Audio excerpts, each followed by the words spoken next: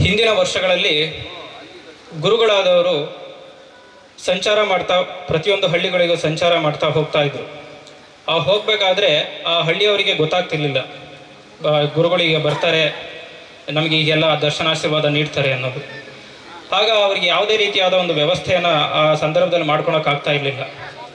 ಹಾಗಾಗಿ ಇದೆಲ್ಲ ಕಾಲಾಂತರದಲ್ಲಿ ಬದಲಾದ ಮೇಲೆ ಇವತ್ತಿನ ಕಾಲದ ಮಟ್ಟಕ್ಕೆ ಊರಿನಲ್ಲಿ ಯಾವುದಾದ್ರೂ ಒಂದು ಅಭಿವೃದ್ಧಿ ಕಾರ್ಯ ಆದಾಗ ಅದರ ಸಾಂಕೇತಿಕವಾಗಿ, ಅದರ ಉದ್ಘಾಟನೆ ಮಾಡೋ ಸಾಂಕೇತಿಕವಾಗಿ ಆಗಲಿ, ಅಥವಾ ಅದಕ್ಕೆ ಯಾವುದಾದ್ರೂ ಒಂದು ಮಂಗಳದಾಯಕವಾದಂಥ ಸಾಂಕೇತಿಕವಾಗಿ ಗುರುಗಳನ್ನು, ಜಗದ್ಗುರುಗಳನ್ನು ಕರೆಸಿ ಅವರ ಅಮೃತ ಹಸ್ತದಿಂದ ಅದನ್ನು ಉದ್ಘಾಟನೆ ಮಾಡೋದಾಗಲಿ ಅಥವಾ ಇನ್ಯಾವುದಾದ್ರೂ ಕಾರ್ಯಕ್ರಮವನ್ನು ಮಾಡೋದಾಗಲಿ ಮಾಡುತ್ತಾರೆ. ಇದರದ ಸೂಚನೆ ಏನಪ್ಪ ಅಂದರೆ, ಇದರ ಹಿಂದಿನ ಉದ್ದೇಶ ಏನಂದರೆ, ಆ ಊರಿನಲ್ಲಿ ಒಂದು ಅಭಿವೃದ್ಧಿ ಕಾರ್ಯ ಮಾಡೋದಕ್ಕೆ ಒಂದು ನಾಂದಿ ಹಾಡೋದಂಥದ್ದು.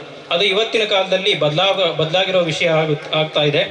ಹಾಗಾಗಿ ಈ ಊರಲ್ಲೂ ಕೂಡ ಈ ದೇವಾಲಯವನ್ನು ವೀರಭದ್ರೇಶ್ವರ ದೇವಾಲಯವನ್ನು ಕಟ್ಟಿ ಅದರ 5ನೇ ವರ್ಷದ ವಾರ್ಷಿಕೋತ್ಸವಕ್ಕೆ ಅಂಗವಾಗಿ ಒಂದು ಅಮೃತ ಹಸ್ತದಿಂದ ಅವರ ಆಶೀರ್ವಾದವನ್ನು ಪಡೆಯೋದಕ್ಕಾಗಿ ಒಂದು ಉತ್ಸವವನ್ನು ಏರ್ಪಡಿಸಿ ನಿಮ್ಮೂರಿನಲ್ಲಿ ಅದೊಂದು ಅಭಿವೃದ್ಧಿ ಕಾರ್ಯವನ್ನಾಗಿ ಮಾಡಿ ಜಗದ್ಗುರುಗಳ ದರ್ಶನಾಶೀರ್ವಾದವನ್ನು ಮಾಡುವಂಥ ಒಂದು ಸೌಭಾಗ್ಯ ಈ ಮೂಲಕ ತಿಳಿದು ಬರ್ತಾ ಇದೆ. ಅಂದರೆ ವರ್ಷದಿಂದ ವರ್ಷ ಬದಲಾಗ್ತಾ ಹೋದಂಗೆ ನೀವು ಒಂದು ಅಭಿವೃದ್ಧಿ ಕಾರ್ಯದ ಮೂಲಕ ಗುರುಗಳನ್ನ ದರ್ಶನವನ್ನು ಆಶೀರ್ವಾದ ಪಡ್ಕೊಳ್ಳುವಂಥದ್ದು ಬರ್ತಾ ಇದೆ. ಯಾಕೆ ಗುರುಗಳ ದರ್ಶನ ಆಗ್ಬೇಕಪ್ಪ ಅಂದರೆ, ನಾವು ಯಾರೋ ದೇವರನ್ನ ಕಂಡಿಲ್ಲ.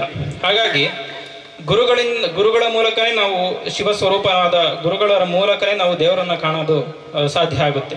ಹೇಗೆ ಅಂದರೆ, ಒಂದು ಸಿದ್ಧಾಂತ ಶಿಖಾಮಣಿಯಲ್ಲಿ ಒಂದು ಮಾತನ್ನು ಹೇಳ್ತಾರೆ, ಯಶಿವಸ್ಸ ಗುರುಜ್ಞೇಯೋ ಯೋ ಗುರು ಶಿವಸ್ಮೃತಃ. ಅಂದರೆ ಎಲ್ಲಿ ನಾವು ಗುರುವನ್ನು ಆರಾಧಿಸ್ತೀವೋ ಅಲ್ಲಿ ಶಿವ ಇರ್ತಾನೆ, ಎಲ್ಲಿ ಶಿವ ಇರ್ತಾನೋ ಅಲ್ಲಿ ಗುರು ಇರ್ತಾನೆ ಅಂತ.